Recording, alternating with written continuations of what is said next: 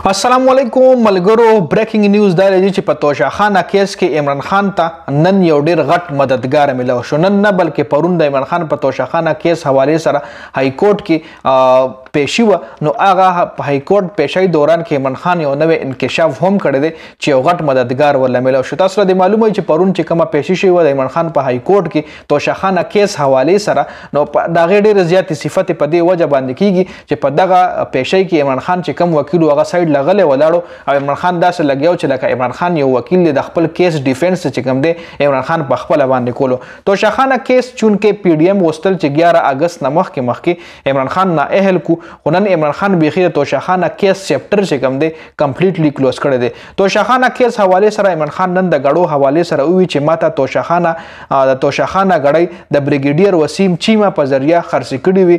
عمران خان جج ته وی چې بریګیډیر چیما غوا کړه او هغه راوله هغه زما په مخ کې وای یا دغه زما خلاف بیانو کې یا دغه زما په فیور کې بیانو کې چون کې دې خبره چې کم غوا دي هغه بریګیډیر وسیم چیما دي خو د کمال خبردار چې هغه ټایم کې وسیم چیما چې کوم هغه بریګیډیر او اوس وسیم چیما چې کوم د میجر جنرال په عہده دي نو اوس عدالت میجر جنرال چې کوم دا یو ډیر غټه عہده ده جنرال وسیم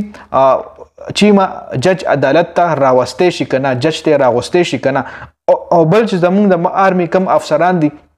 هغه هرگز په عدالت کې دروغ نه وای او نه عمران خان دومره کول شي چې په یو فوجي جرنیل باندې هغه دومره غټ دروغ وای چې فوجي جرنیل دی هغه په لاس ما غړی خرڅ کړی هغه د خبرې غوا دی نو عمران خان هم دومره غټ دروغ نشي ویلې په فوجي جرنیل باندې او فوجي هم په عدالت کې دروغ نشي ویلې نو که چېرې دغه میجر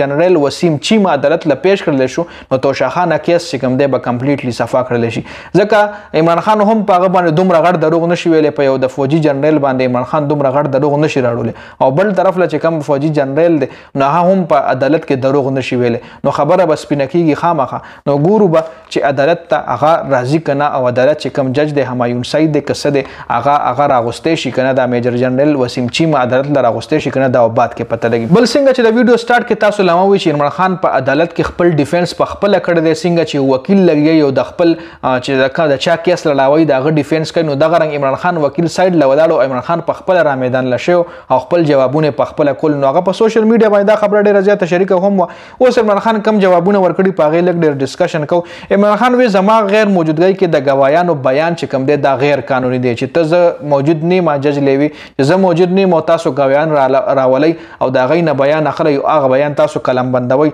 نو زما غیر موجودګۍ کې د گوايانو ریکارډ شوی بیان زما په مخ کې دی نشي لوستل کېدی لکه جج لوي واستاله نه دی په کار چې تا